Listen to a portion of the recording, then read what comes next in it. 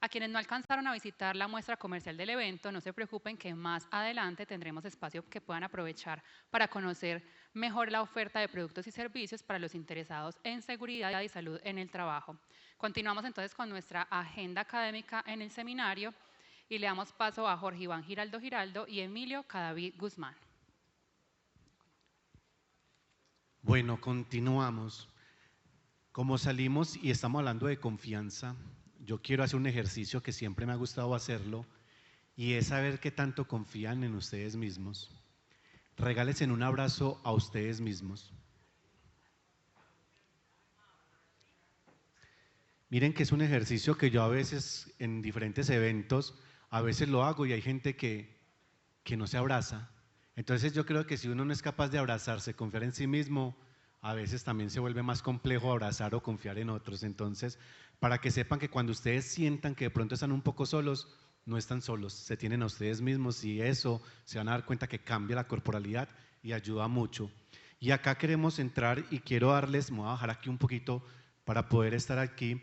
Vamos a empezar a introducir un modelo basado en los arquetipos de Carl Jung, que aquí lo hemos desarrollado desde Corazón de Niño, aquí con nuestro psicólogo clínico Freddy Cantillo, que si quieres levanta tu mano, Freddy, para que te identifiquen, y también con Carolina Aguirre que me acompaña. Entonces, los arquetipos son patrones universales que habitan en cada persona y determinan cómo pensamos, sentimos y actuamos.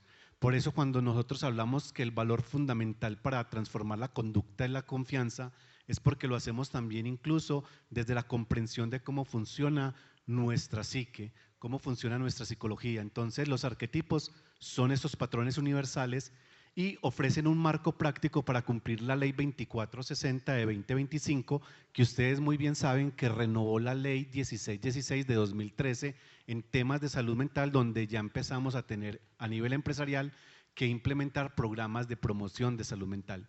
Y qué mejor que hacerlo desde la comprensión de cómo funciona, obviamente, nuestra psicología, desde esos patrones universales. Entonces ahí vamos a escuchar y vamos ahorita a darle paso a Emilio y vamos a hablar y vamos a reforzar sobre 4 arquetipos que son el mago, el sabio, el amante y el guerrero.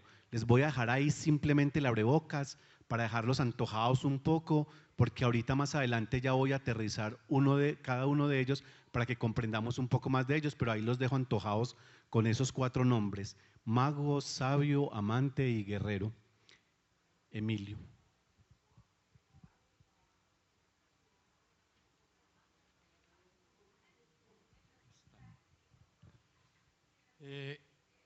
Me corresponde.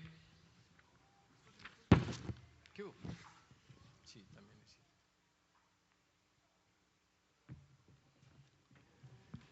cierto. Tener preparado el videito número 2, por favor.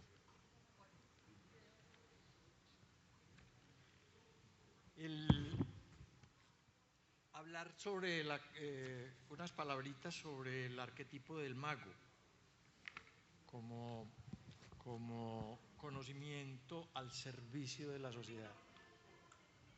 Como conocimiento al servicio de la sociedad. Los magos son en realidad las personalidades más destacadas en la escala de los arquetipos.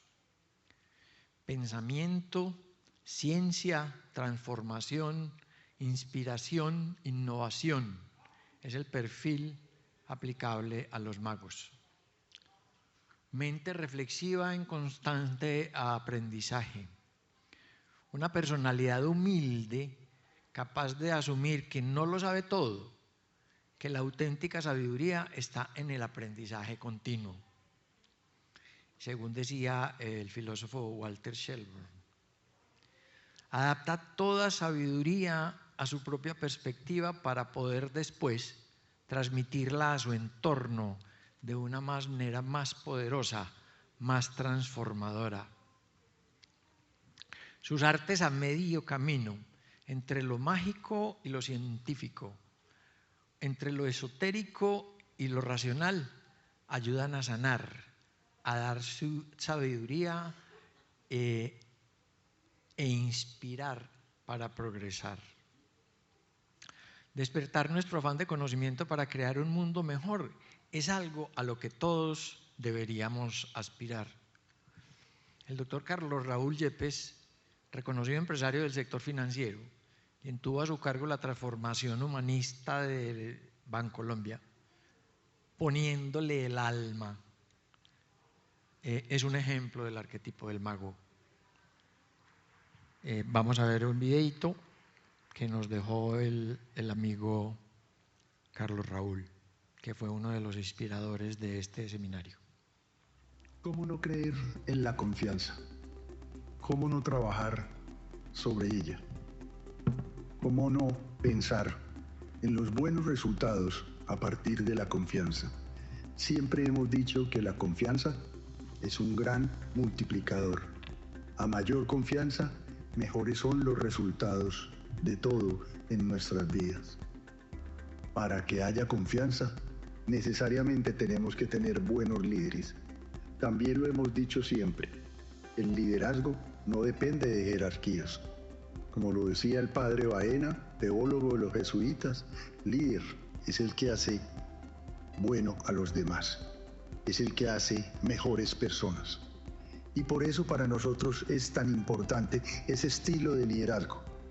Y en esta 31ª semana de la salud ocupacional, trabajar en ese mundo del arquetipo, el del mago, el del sabio, el del guerrero, el del amante.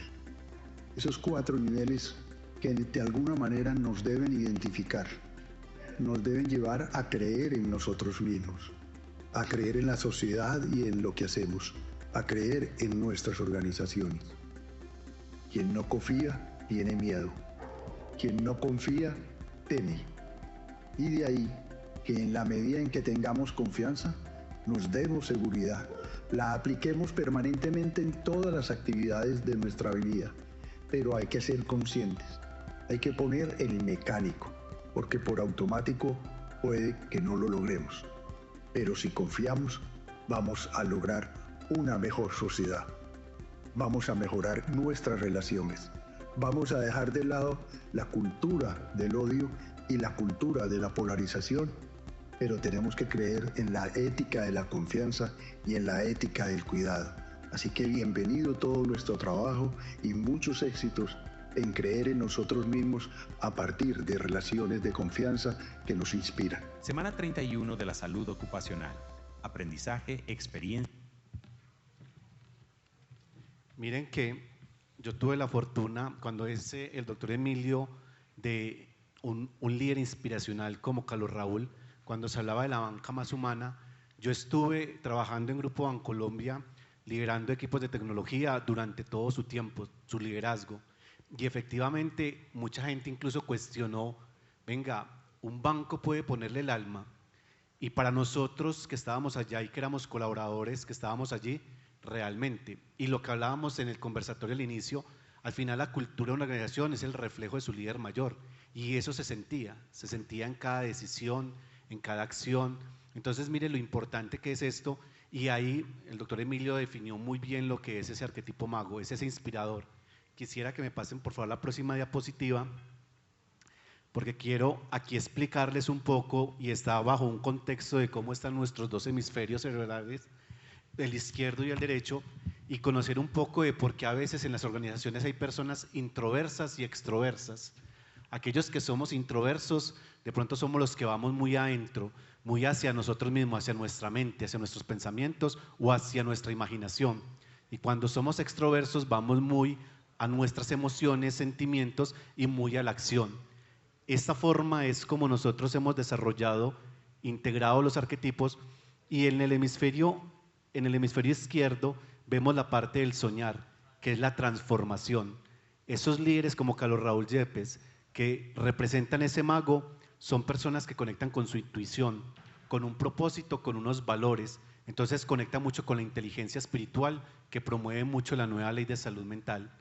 Cuando ya vamos a esa parte de el creer, de nuestros pensamientos, ahí está el sabio, ese sabio que le gusta los conocimientos, le gusta profundizar, tiene ese pensamiento crítico, es muy científico. Entonces ahí empezamos a trabajar que son muy importantes, y es importante porque mantienen una mentalidad estable, pero cuando llegamos a ese hemisferio derecho, que siempre lo hemos relacionado con la creatividad, con la innovación, encontramos el sentir, que es ese arquetipo del amante, y ese arquetipo del amante que es el que conecta con las emociones. Entonces ahí conectamos con la conexión, con el cuidado, que se requiere mucho incluso en los entornos de seguridad y salud en el trabajo, cuidar la salud de las personas. Son personas que están acá con nosotros y, como lo decía el doctor Emilio, confiar e inspirar requiere que gestionemos cosas, pero que lideremos personas.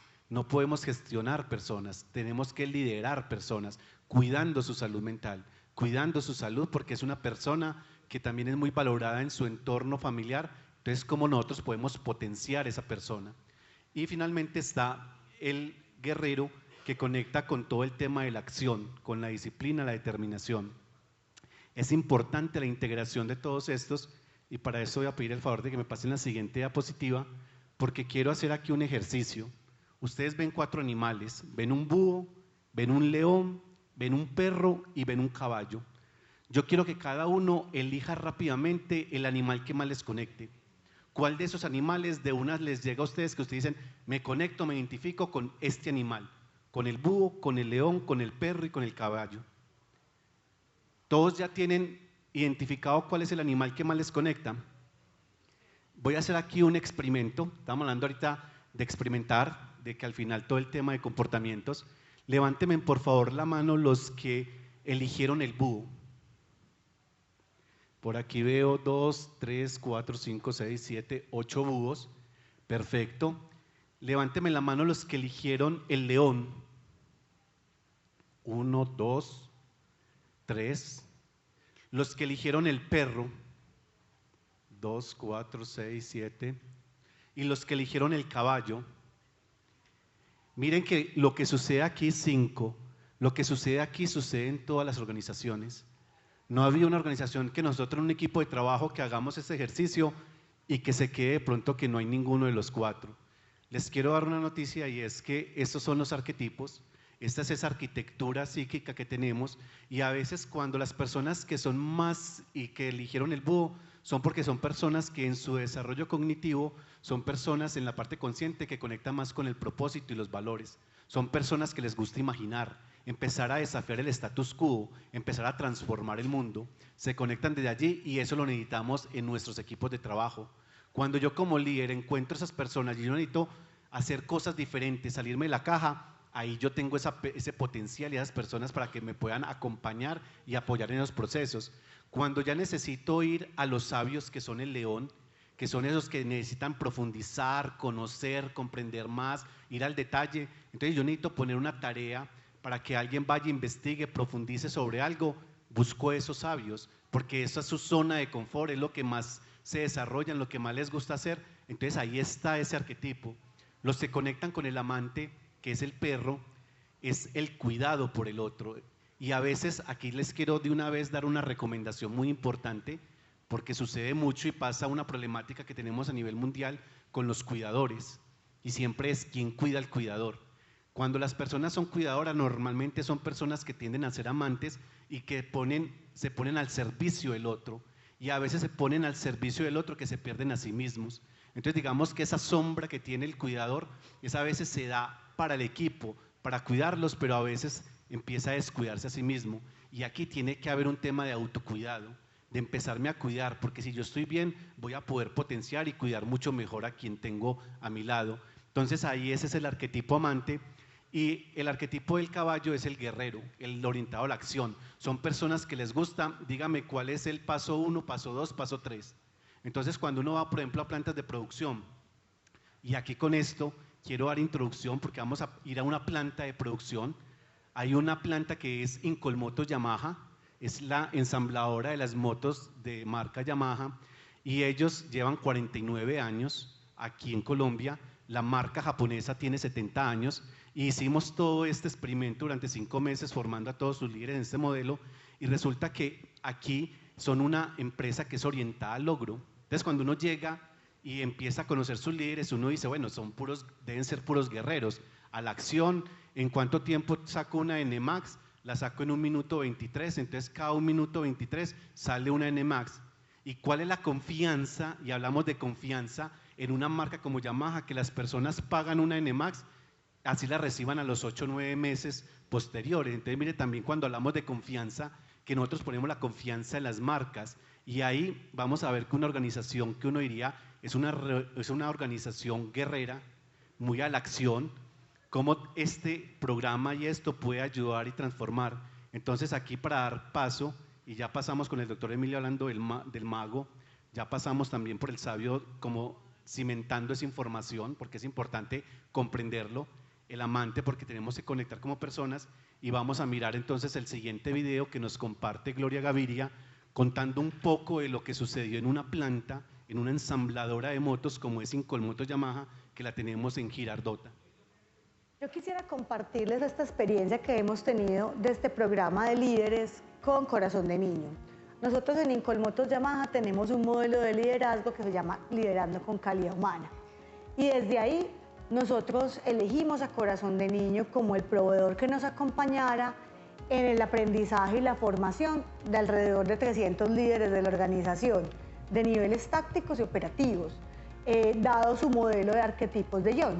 Entonces, eso que ha impactado y ha movilizado a nuestras personas durante este año y ha generado conciencia. De hecho, para nosotros al interior, esta es una primera fase del modelo que la denominamos despertar de la conciencia, que tiene todo que ver con ese liderazgo mentalmente saludable y cómo impactamos en la salud mental de las personas y los equipos a través de ser más conscientes. Uno de los arquetipos que más nos caracterizan en Incolmotos Yamaha es el del guerrero. Por esa determinación, por ese espíritu de desafío que nos caracteriza, tenemos una compañía de 49 años que ha venido construyendo un legado. Y por ende, nuestros líderes y nuestros equipos de trabajo son unos guerreros. Son unos guerreros con los que hemos logrado continuar evolucionando. Entonces, a la luz de lo que el programa de liderazgo mentalmente saludable nos ha brindado, ha sido una cantidad de herramientas que les ha permitido a nuestros líderes ser más conscientes de su impacto en las interacciones con las personas que tienen a cargo, en esos resultados que deben cumplir, en esa determinación, en esa persistencia para lograr esos objetivos que tenemos. Entonces, ahí donde nuestro guerrero sale y digamos que está dispuesto a asumir y a entender de una manera absolutamente equilibrada todos los desafíos del pasado con esos aprendizajes que tenemos, todos esos retos del hoy y del mañana que estamos teniendo como compañía a la luz de todos los cambios que seguimos teniendo y que seguimos creciendo, y eso nos ha implicado que nuestros líderes tengan un nivel de conciencia mayor. Que todas esas herramientas que desde el programa adquieren no solo las traigan a su puesto de trabajo, al impacto en sus relaciones, sino que las lleven a su hogar, que las lleven a su ser. Entonces, con este programa hemos logrado esa conexión. El arquetipo del guerrero es un arquetipo que no está solo. Entonces, ese arquetipo se conecta directamente con el amante, con el mago y con el sabio. Darnos cuenta de esa diversidad en este proceso ha sido demasiado enriquecedor y eso nos ha permitido entender y conocer mucho mejor a las personas, entender que es necesario desde el amante ese cuidado, esa empatía, también desde el sabio esos conocimientos, esa capacidad de aprender continuamente, y desde ese mago esa capacidad de hacer posible las cosas. Entonces, desde ahí nosotros vemos este modelo absolutamente potente y lo que queremos es que se perpetúe en el tiempo. Hoy estamos sembrando una semilla a través de unas formaciones, de un programa de 20 horas donde todos han participado a nivel nacional. Sin embargo, lo que queremos es que esto se vuelva práctica, se vuelva hábito y que sea algo ya innato y orgánico, que seguiremos alimentando en el tiempo, porque nuestro modelo de liderazgo es de largo aliento, no es algo solo puntual para este año, sino que claro, continuaremos conversando del tema, continuarán otras formaciones complementarias y adicionalmente seguiremos aplicando esas herramientas en nuestro día a día con los equipos de trabajo. Uno de los elementos más importantes en el arquetipo del guerrero es la confianza, porque el guerrero genera credibilidad. ¿Y la credibilidad en qué? Entonces, uno en las personas, entonces entender que las personas que trabajan con nosotros son confiables, que nosotros confiamos en ellas, que ellas confían en la organización y que a la vez, en este caso, la organización confía en Corazón de Niño, por ejemplo, que le estamos entregando el corazón de 300 líderes. Adicionalmente, dentro de esa credibilidad, también está la credibilidad dentro del proceso o dentro de lo que habitualmente hacemos en nuestro rol de cada uno. Entonces, cómo nosotros, desde ese rol que tenemos, impactamos con confianza, impactamos mostrando esa seguridad de lo que sabemos hacer, y es ahí donde ese sabio llega, y es ahí donde ese mago creativo llega, y es ahí donde ese amante llega, porque por no decir que todos, la mayoría de nuestros líderes son unos apasionados de esta marca, son unos Yamaha lover, como los denominaríamos aquí. Son personas que aman trabajar aquí, que aman ver cómo esta compañía evoluciona, que llevan muchísimos años aquí, la gran mayoría, ver cómo no solo evoluciona la empresa, sino ellos en su vida, en su proceso, en su familia, en sus contextos. Entonces, eso genera confianza. La confianza de quienes van llegando como nuevos talentos y que vamos incorporando en estos programas. Entonces, la confianza tiene muchas vías. Sumado a eso, la confianza que tenemos afuera como marca, a través de nuestros distribuidores, a través de nuestros proveedores y a través de nuestros clientes. Y eso lo hace posible unos buenos liderazgos, eso lo hace posible unos buenos equipos de trabajo, que no todos tienen conexión con esos tres públicos, pero que de una u otra manera todos impactamos en eso. Todos impactamos en lo que representa un Incolmotos Yamaha en el mercado, como marca empleadora, como reputación, y que represente que sea un gran lugar que se ocupe, se preocupe y le encante que las personas crezcan y se desarrollen y que crezcan cada día más. Entonces, desde ahí nosotros sí tenemos un lineamiento muy claro o un foco muy claro en ese desarrollo de la persona de manera integral. Y es ahí donde programas como estos nos ayudan a apalancar ese gran propósito. Digamos que estas acciones, como son tan humanas y tocan todas las fibras, medirlas a veces no es tan simple. Sin embargo, nosotros venimos teniendo un panorama desde ese momento, en el antes, en el durante y en el después, que nos está permitiendo medir el impacto de todo lo que estamos haciendo, que nos está permitiendo entender, uno, desde ese nivel de conciencia, dos, desde ese nivel de aplicación y apropiación, y tres, desde esa conexión con las personas y el desempeño. Y es ahí donde nosotros estamos midiendo esa eficiencia, esa eficacia y ese impacto. No es solo mientras estamos dentro del proceso formativo, sino qué está pasando y qué estamos haciendo y cómo se liga esto, no solo desde el programa per se, sino desde todo lo que venimos haciendo en la compañía a nivel corporativo. Entonces, por ejemplo, las mediciones de desempeño. Ahorita hace poco hicimos la encuesta de Great Place to Work, la cual salió positiva y salimos muy bien rankeados. Todo el tema de riesgo psicosocial. Entonces, todo lo que la compañía alternamente tiene para medir lo que está pasando con nuestros líderes y cómo a través de estos programas vamos sembrando unas semillas, vamos generando un interés y vamos generando como ese viral, por decirlo de alguna forma, de yo quiero estar ahí en las próximas sesiones, yo qué tengo que tener para ser un mejor líder, yo cómo genero esto para cambiar en mi vida, porque no es solo lo que tú hagas adentro, tú eres el mismo ser humano que hoy viene con la mochilita emocional a trabajar, eres la misma persona en tu casa y la misma persona en el trabajo, simplemente que de acuerdo a los contextos nos comportamos distintos. Programas como estos hacen que las personas no solo se transformen en el trabajo, sino que se transformen desde aquí y transformen esa relación en la familia, transformen esa relación consigo mismos y obviamente trasladarlo al resultado, al desempeño y a las relaciones.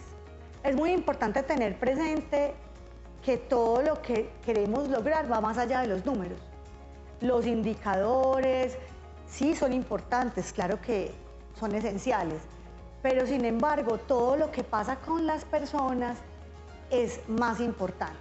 Entonces, es decir, sí nos importa el resultado, pero ¿quiénes mueven el resultado? Las personas.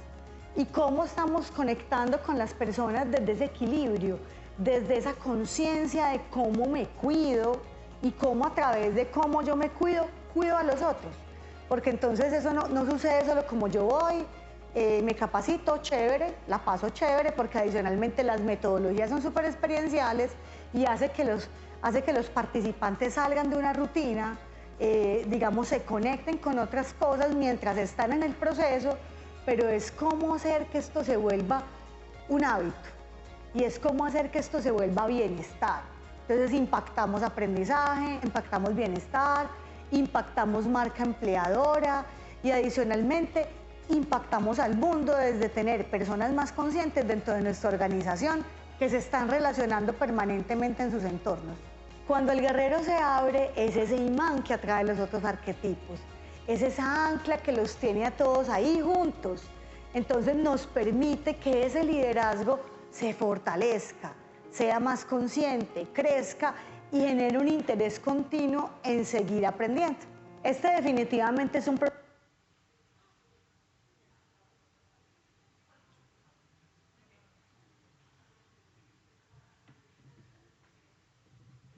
Bueno, ahí escuchamos un poco. Si quieres darle la siguiente diapositiva para cerrar aquí y volver al conversatorio final. Miren que con lo que nos decía Gloria Gaviria, queremos mostrarles el modelo y la confianza es el conector. Al final, las organizaciones, siempre que hablamos de responsabilidad social, de sostenibilidad en las empresas, finalmente pasa es por cuidar el talento humano. Ese es el recurso, digamos, lo más importante que hay que, como lo dijo muy bien el doctor Emilio, ya no gestionar, ya es liderar.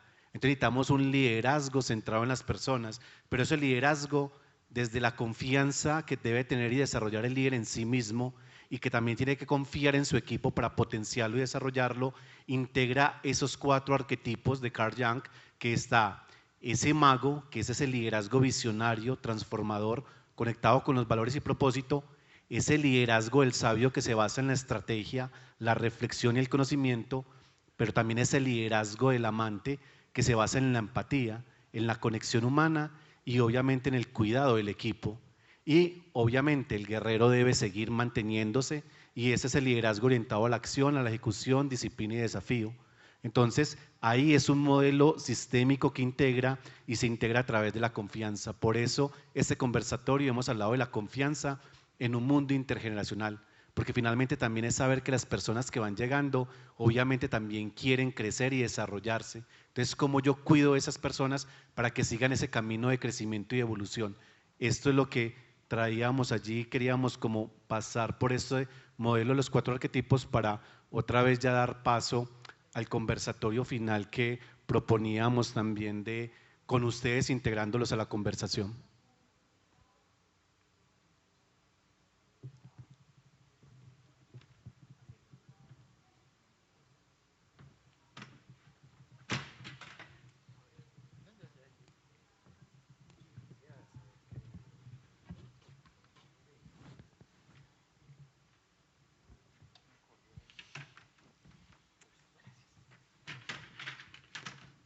Gracias y perdón. Bueno, como ya lo insinuó Jorge, en esta última parte queremos recoger lo que hemos escuchado juntos esta mañana. Pero esta segunda parte o este segundo conversatorio queremos que sea realmente abierto entre todos. Habíamos diseñado un QR para preguntas, pero aprovechando que somos pocos, quisiéramos abrir los micrófonos para que ustedes intervengan. Pueden intervenir de 2 maneras, puede ser que nos hagan preguntas puntuales o que hagamos pequeñas intervenciones. Uno puede participar afirmando o criticando o reproponiendo. Entonces los motivamos pues a que participen, los micrófonos están abiertos, Mercedes y Carolina los pueden acompañar si algunos de ustedes quieren participar. Aquí hay una primera participación. Nos cuentan por favor su nombre y cómo quiere vincularse a esta conversación. Hola, mi nombre es Olga Lucy López López. Yo soy vividora del mundo y me dedico a formación y a energía sanadora. De hecho, yo también hago propaganda. El viernes yo voy a dar armonización de equipos, armonización energética de equipos organizacionales. Entonces, cuando Julián esta mañana preguntó, ¿confían en mí? A mí lo que me pasa en este momento es que yo confío en el alma del otro, porque el alma siempre es buena. O sea, para mí el alma no se equivoca, jamás. Incluso yo exploro energéticamente cuando tengo un cliente o algo que no me está gustando. Entonces, cuando tú preguntabas qué es lo que hay antes de la confianza, yo creo que tiene que ver con la seguridad en nosotros. Y conectando con los arquetipos, yo me siento maga y me siento amante. Los animales no me representan, te digo que no me representan para nada, pero yo me siento desde ese lugar. Porque creo que desde ese lugar me conecto con otros y eso hace parte de la confianza. Entonces la pregunta que me aparece aquí, bueno, la confianza para mí es un habilitador de futuros, posibles y no posibles, porque uno cuando confía hasta se inventa cómo hacer para que confíe. Y ahí esta mañana hablabas, creo que fue Emilio, no me acuerdo, de la vulnerabilidad. ¿Qué pasa cuando en estos entornos intergeneracionales, volviendo al tema que nos convoca, el dejarnos ver, porque una cosa es aparecer, yo puedo aparecer, pero otra cosa es dejarme ver, y la vulnerabilidad es dejarme ver. Entonces, ¿qué pasa? ¿Cómo podemos conectar con el otro aunque tengamos tanto miedo de la vulnerabilidad? Del que entra y del que lleva tanto tiempo, del joven, del medio joven o del joven adulto como nosotros. ¿Qué hacemos ahí? ¿Cómo hacemos para conectar? Porque esa es parte de la confianza general inicialmente. Entonces esa es mi pregunta. Bueno, Olga, ¿cierto? Sí. ¿Quiere dirigirla a alguien en particular? ¿Quiere que todos? Al que quiera o al que quiera. ¿Alguien quiere? Yo quisiera hablar allí del tema de vulnerabilidad y es lo que nosotros siempre decimos y al final y Brené Brown, hay mucha gente y es el tema de ser vulnerable y es simplemente ser. Y cuando yo soy auténtico. Y cuando yo soy auténtico, genero confianza. Entonces, nuestro ejercicio, yo les decía en la primera parte que a mí me transformó el ser clown de hospital, porque el clown es ponerse en vulnerabilidad, el aceptar tus ridículos.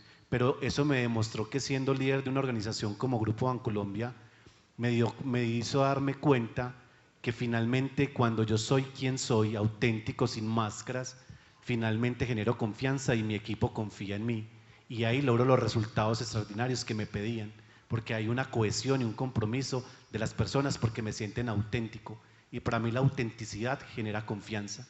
Entonces desde allí lo hablo y nos cuesta mucho y cuando nosotros estamos frente a líderes sabemos que nos dan un rol, nos dan un cargo, pero nosotros no somos el cargo, nosotros somos un ser humano que también piensa, siente y cuando me muestro tal como soy, yo pienso que ser vulnerable puede ser que el otro al final pueda pasar algunos límites, pero si las reglas están claras, pues obviamente eso no va a pasar, porque está todo lo que nos decía esta mañana Santiago. Entonces yo creo que ahí está la clave, la vulnerabilidad de ser tal cual tú eres, y eso genera confianza.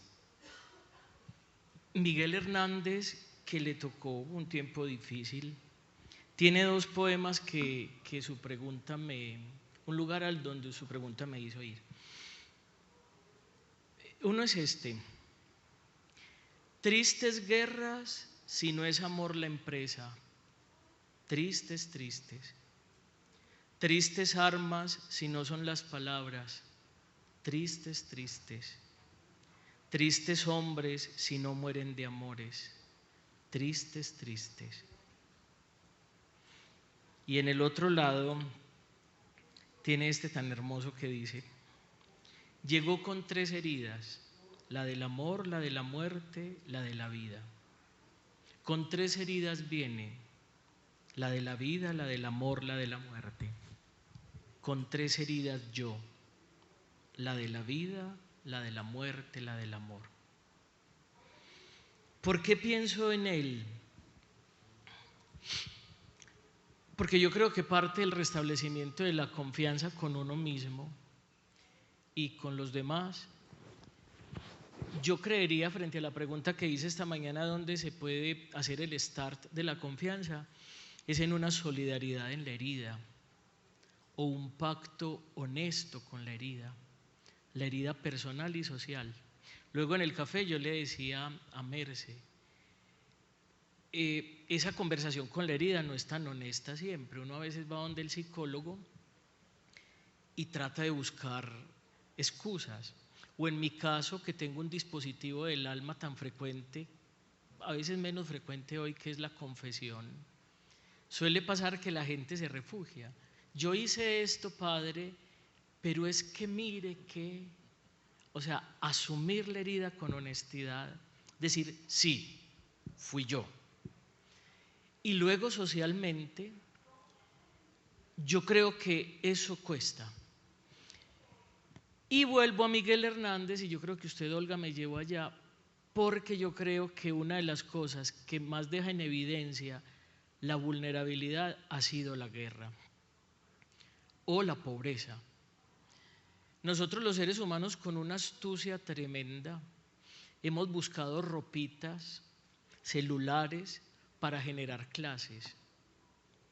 Pero cuando uno mira las fotos de la Shoah y uno ve una osamenta, uno no sabe entre todos esos huesos quién fue doctor, magistrado, médico, abogado o ingeniero, director, gerente o administrador. Yo creo que la pobreza y la vulnerabilidad, aunque es muy doloroso, tienen la capacidad de exponernos. Y 2 lugares que nos ayudan a proteger de eso es justamente la casa y la escuela. Justo porque estamos a la intemperie, todos soñamos con una casa que nos salve por lo pronto de la inmensidad del universo y donde uno se repliega. Y la escuela que nos ayuda a comprender la inmensidad del mundo. Esas son las resonancias que me brotan de su intervención. Y quiero subrayar otro elemento que lo hemos conversado, ahora que usted dice que dedica su vida a las energías. También la confianza es algo muy espontáneo. Uno de repente entra y uno olfatea, presiente, por eso yo decía que era prelógica, y uno dice, aquí me puedo quedar. En estos días pedí un Uber y me llegó además un carro muy lindo porque es de esos eléctricos. Yo le dije, ay, ¿esto cuántos meses tiene? Y me dijo, no, lo saqué ayer. Y yo me sentía pues como rey, como gerente de empresa grande estrenando. Cuando yo dije, ay, tengo un sueño, y me dice, era una mujer adulta, me dice, si quiere duerma tranquilo, que este carro es un lugar seguro. A mí me pareció tan hermoso eso. Frente a la adversidad de afuera, los pitos, las motos que se creen malabaristas de circo. Y ella me dice, duerma que este es un lugar tranquilo. Y yo sí me pegué una roncadita, me sentí tranquilo. Entonces, creo que también eso se olfatea. Un profesor de Derecho y que fue ex magistrado, presidente del Consejo de Estado, me enseñó una cosa linda en la facultad donde soy capellán. Me dijo, padre, yo no sabría definir la justicia, pero la justicia pica. Y haciendo la analogía, yo creo que pasa lo mismo con la confianza. Uno, pues a veces definirla, uno puede pues, y le busca etimologías, pero la confianza pica. Uno dice, aquí puede ser, o aquí no puede ser, ¿cierto? Gracias, Olga. Emilio quiere. Me puso a pensar tu pregunta, porque yo vivo de la vulnerabilidad de la gente. Cuando alguien, por 2 razones, porque a veces me llegan enfermos, y a veces me llega gente. Yo tengo un sitio donde atiendo gente desde hace 38 años. Y tengo gente de 38 años que me visita. Y algunos llegan enfermos realmente y otros llegan porque no quieren enfermarse. Estos últimos cada vez son más frecuentes. No sé si es que la gente está como tomando mayor conciencia de el cuidado de sí o qué, pero de todas maneras allá aparecen y no quiero estar enfermo. Es que yo no vengo porque no tengo nada. Y entonces le digo yo, entonces ¿para qué viene? Entonces me dice, para no tener nada. Para no tener nada, porque me dicen que usted me enseña cómo tengo que hacer el ejercicio. Yo soy especialista en medicina deportiva y en ergonomía. Entonces, para que me corrija mi puesto, o sea, me salen con unas listas que me meten una encartada, para que me corrija mi puesto de trabajo, porque es que yo siento que mi puesto me enferma a veces, y para que me enseñe a hacer ejercicio, que yo no hago ejercicio, o sea, a mí no me enseñaron esa vaina, la educación física que me dieron en la escuela no fue suficiente. Entonces vivo de la vulnerabilidad de la gente. Y muchas veces me pregunto, y aquí viene mi intervención, me pregunto si el paciente es él o yo. Porque yo termino diciéndole un montón de cosas a alguien para que no tenga problemas y por alguna extraña razón voy sintiendo, esto se lo estoy diciendo a él o me lo estoy diciendo yo.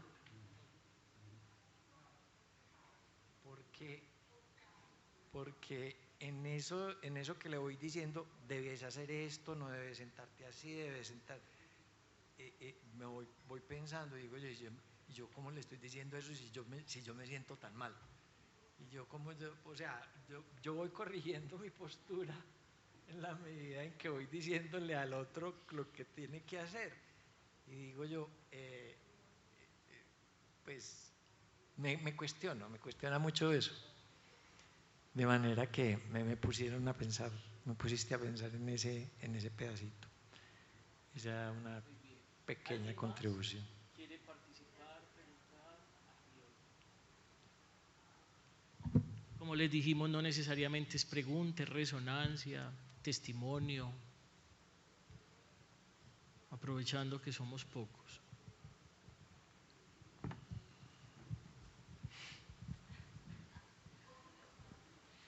Buenos días, mi nombre es Ana Isabel. Trabajo actualmente con todo lo que envuelve la experiencia del empleado. Comparto una resonancia también para escuchar sus resonancias alrededor de la vulnerabilidad, porque hablábamos en el conversatorio anterior de cómo las estructuras también facilitan o imposibilitan la generación de confianza. Y culturalmente he visto que las estructuras no promueven la vulnerabilidad, porque ser vulnerable es ser débil. Y a veces es complejo para los débiles confiar en esas estructuras y es complejo confiar en los débiles. Entonces me resuena ese ejercicio de cómo ir transformando poco a poco en las organizaciones y en las estructuras la asociación cultural tan profunda que hay entre lo que representa ser vulnerable y ser débil. Si quieren, yo comienzo con una resonancia que es resonancia de la resonancia. Me voy a Ana, ¿cierto? Mire, yo ahora tengo una preocupación fuerte. Le voy a contar un poco de mí en algunas cosas y no es un ejemplo, es un testimonio, no es que es distinto. Ejemplos para que hagan lo que uno hace. Y eso es muy vanidoso, me parece. Yo, aparte de ser sacerdote, no, esa parte es encima de ser sacerdote, soy profesor y vivo entre jóvenes en la Universidad Pontificia Bolivariana, capellán de Derecho y Ciencias Políticas. Y tengo la fortuna de vivir rodeado de jóvenes. Entonces a mi oficina todo el día entran. Pero además soy consejero, tutor y todos esos nombres que se utilizan, que inventan las instituciones para acompañar. Y yo tengo una preocupación genuina y que me genera dolor, porque siento que a veces la sociedad les ha puesto el título y el mote de generación de cristal, de debilidad, pero ahora tenemos en la educación un desafío que a mí no me tocó, y yo no sé, más que a ustedes no. Hoy se está poniendo de moda aquello de ajustes razonables, y los muchachos están hiperdiagnosticados, como supongo que en sus empresas. ¿Qué déficit de atención? Además un montón de siglas que yo no sé, que el TSL, que el TSK, que el HL, bueno, que el caso es que no están ni teniendo atención, están deprimidos y están en ansiedad. Ahí está. Entonces resulta que la educación tiene un desafío, porque yo no sé si es que se va a tener que volver artesanal, porque yo a ustedes les puedo hacer examen, pero a usted no le puedo pedir oral porque usted se pone a sudar las manos. Usted entra en crisis y entonces me toca hacerles un taller. O sea, es como que a cada uno una cosita. Entonces yo estoy viendo la brecha entre los profesores que dicen esos son puros mimos. Y luego siento de primera mano, la palabra griega protagonista es muy linda porque es protosagonos, el que padece de primero. Y yo siento su angustia y los veo llorar. Entonces yo quedo como en la mitad, está en la primera parte, hablaban de puentes. Yo siento que una de las misiones, mi misión en la vida es construir puentes. Y yo quisiera que en mi epitafio estuviera la palabra puentes. Pues si de aquí a eso todavía hay epitafios, y ya en mi familia no me tira al aire, o que cenizas al viento, como dice la canción. ¿Y sabe qué me preocupa, Ana, con lo que ustedes dicen? Que esta generación que le sudan las manos cuando los evalúan, a veces me pongo a hacer la proyección casi que geométrica y son los futuros profesionales. Esos van a ser los futuros abogados, los futuros ingenieros, los futuros psicólogos. Entonces a mí me queda la inquietud, por eso no es una respuesta, es resonancia de la resonancia.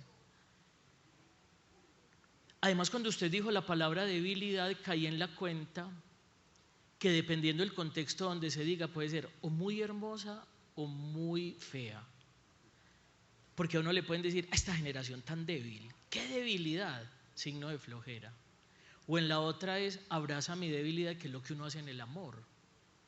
Un niño que se levanta desesperado en la noche y se pasa para la pieza de la mamá y le dice abrázame, es una debilidad amorosa donde no hay abuso, sino entrega.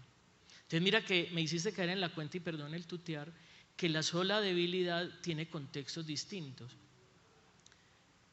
Vuelvo y lanzo la pregunta, y yo no sé si ustedes la quieran abordar o alguno aquí.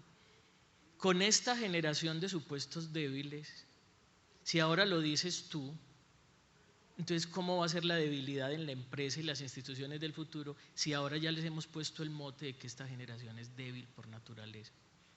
Y cuando los evalúan les sudan las manos.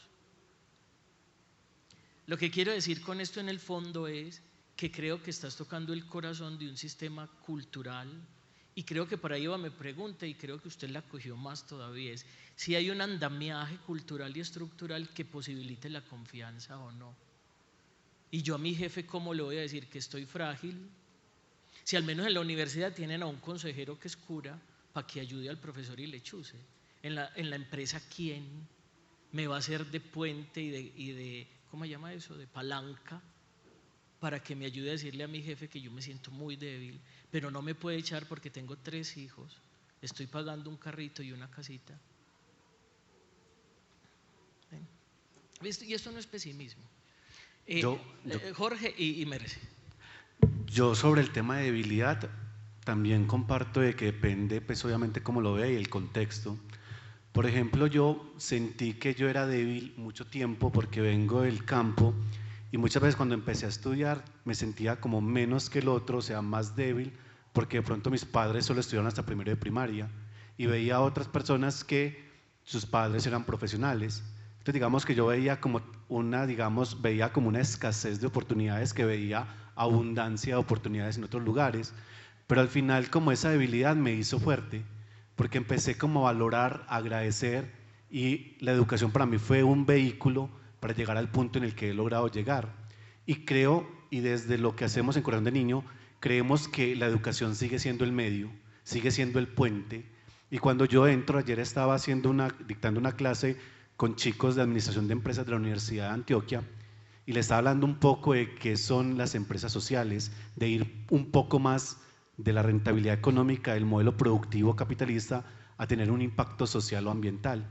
Y entonces hablaba y yo les decía, para ustedes, ¿qué es administración de empresas?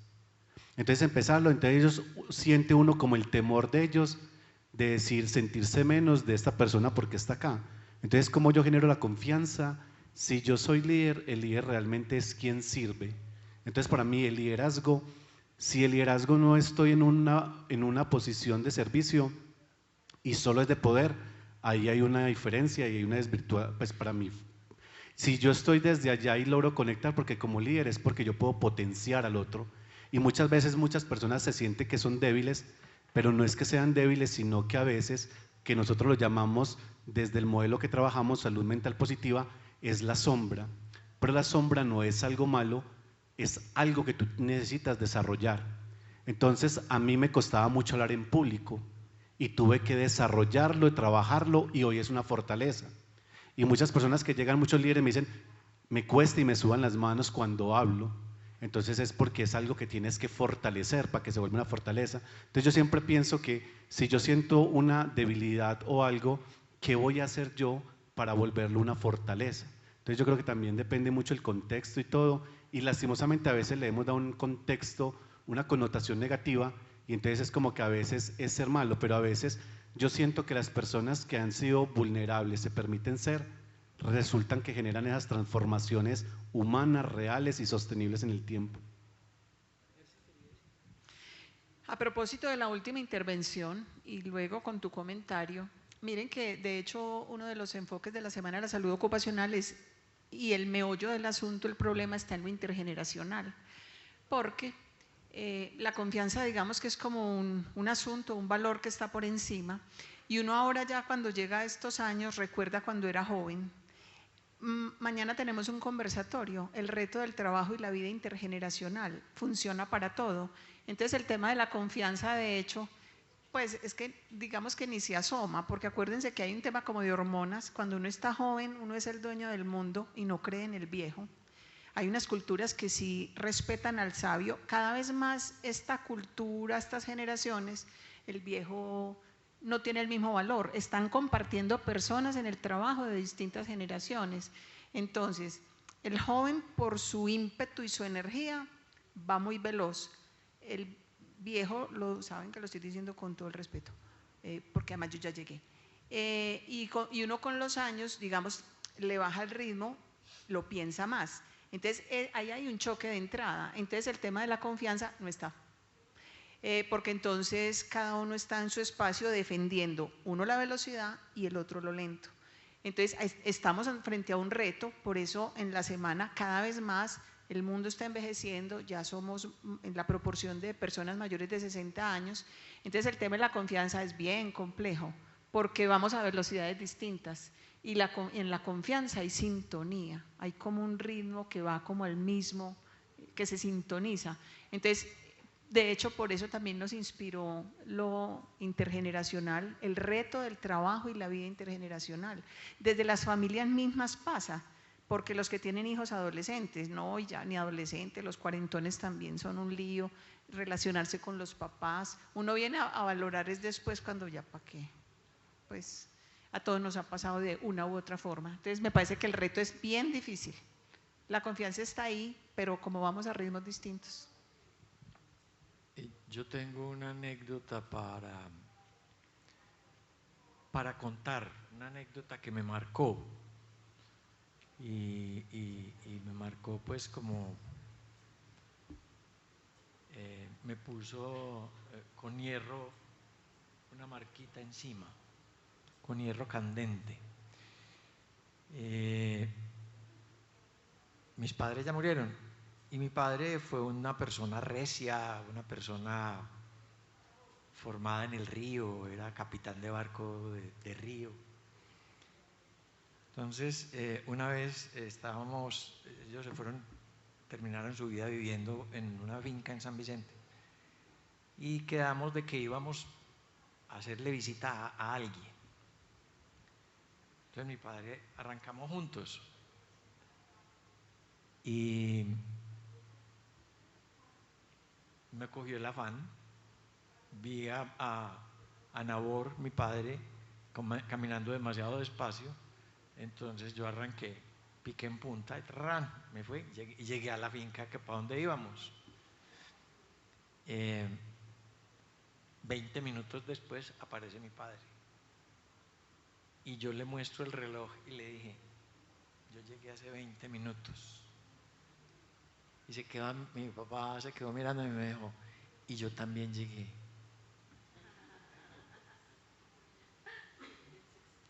O sea, en esos momentos no entendí, pues no sé, digo, creo que aquí pasó alguna cosa rara que no entendí, pero pues ese fue el pensamiento que se me pegó a partir de ese momento. Eso fue me puse a reflexionar profundamente. Yo al otro día le dije, papá, perdóname. No, tranquilo, no hay problema. Perdóname por no haberte esperado. Eso pasa en las empresas. Lo grave es que cuando la empresa no es una empresa de confianza, de confiar e inspirar, sino una empresa de mandar, de aquellas clásicas que son muy eficientes, ¿cierto? Pero que no, a pesar de que hablan de que lo más importante son las personas, en sus quehaceres muestran otras cosas, ¿cierto? Destacan la velocidad del trabajo de algunos, no les da pena decir, es que pues ¿por qué no pensar en pensionate, en jubilate, en salite? Porque mira, aquel produce 5 mientras vos producís 3. Sí, pero 5 con qué, muchas veces hay respuestas para todo. En Chile nos ponía un ejemplo, uno de mis maestros de ergonomía decía, aquí vivimos de la madera, ¿cierto? Y entonces nos pusimos a mirar en una empresa que para producir los árboles derechitos pues, que se necesitaban, pues se necesitaba agilidad y velocidad. Y se dieron cuenta de que los jóvenes producían el doble, ¿cierto? Podaban el doble de árboles que podaban los viejos. Pero alguno de estos capataces dijo, tenemos que cambiar tantos viejos y todo. Resulta que lo que no habían visto era que los viejos que podaban la mitad de los árboles eran los árboles que daban las mejores tablas, porque la poda que hacían estos señores era una poda absolutamente cuidadosa, o sea, y producía tablas, y todos los demás que se producían, todos los demás árboles que se podaban de afán, servían para celulosa, no para tablas. O sea, ninguno de los dos estaba equivocado, pero había uno más inteligente arriba que decía, de estos árboles, de estos señores, por favor me los pone aparte porque de ahí vamos a sacar tablas, y esos otros me los manda para celulosa. No había pérdidas, pero había un aprovechamiento de la experiencia de estos viejos, entre comillas. Viene el problema, por ejemplo, de intergeneracional, lo veo yo, que eso de jubilarse uno, de pensionarse uno a los 62 años, tiene sus más y sus menos, ¿no? Lo dicen por ahí, qué rico, ahora sí vas a poder vivir bueno. Cuando alguien sale a los 62 años, y yo que no me salí a los 62 años, sino a los 68, casi 69, y quedé todavía, oíste, pero si yo todavía estoy enterito, ¿yo por qué me tengo que salir? Pero había una presión grande de un jefe que quería que no. Y ya era estrés lo que se sentía uno precisamente en eso, porque él no valoraba el trabajo de los viejos. Es una cosa, es un problema severo, porque es calificar a alguien con un número. Y ese 62 es peligrosísimo, porque es que hay gente que sale absolutamente sana, aliviada a los 62 y a los 65 tienen de todo. Cuando ya esos 3 años que no hicieron, entre comillas, nada, levantarse tarde y chancletear, se los comieron. O sea, se los comió el tiempo. Les cayó todo el tiempo en esos 3 años que dejaron de hacer lo que sabían hacer y podían todavía seguir haciéndolo. Tendríamos que pensar en eso, en las políticas porque es que dicen, es que es justo que usted trabaje y que le paguen sin tener que trabajar. Todo depende de cómo haya uno enfocado el trabajo. Pero ahí hay de todo para pensar. Entonces, por eso mis anécdotas. Perdón que me pasaron el micrófono para cerrar. A mí me pasa, me voy a parar para acá para mirarte. Cuando yo me muestro vulnerable, porque estoy vulnerable, o sea, de verdad, yo entro en libertad y yo me doy cuenta que ahí son las mejores conversaciones que yo he tenido con mi mamá, empezando por eso, que a veces uno con la mamá pues como habla, con el jefe o en las sesiones que yo tengo con mis terapeutas. Entonces yo cuando hablamos de vulnerable a vulnerable, yo creo que ese es el mayor reto, porque cuando hablamos de debilidad, para mí es más del ego. Yo decir que alguien es débil es más desde el ego, y eso para mí es miedo. ¿Y por qué miedo? Pues porque yo qué voy a hacer con vos si me te mostras vulnerable y lloras. ¿Yo qué te voy a contestar? ¿Yo qué te voy a decir?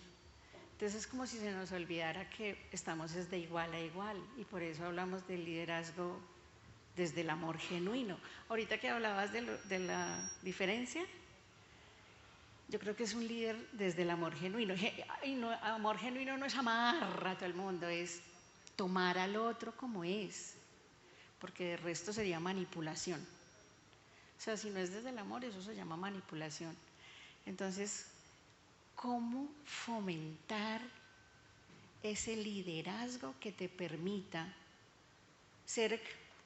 tener empatía, pero también ecpatía? Yo no sé si han escuchado ese término de esepatía.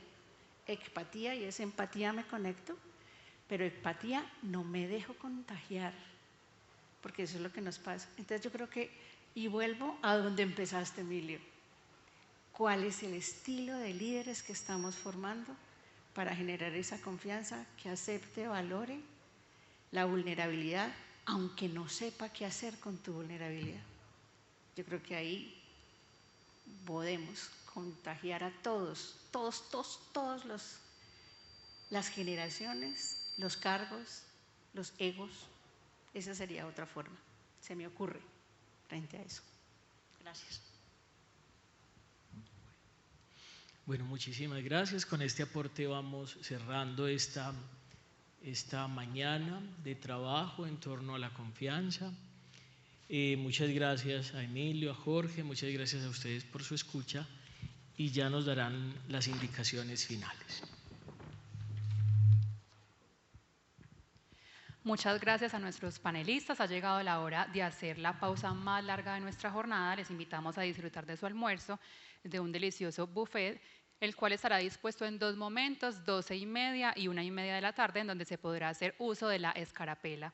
Además, los invitamos a aprovechar esta pausa para recorrer la muestra comercial y ver la programación académica a través de nuestra página web www.corporacionsoa.co/programación académica, donde pueden ver entonces toda la programación. Volvemos nuevamente a las 2 de la tarde.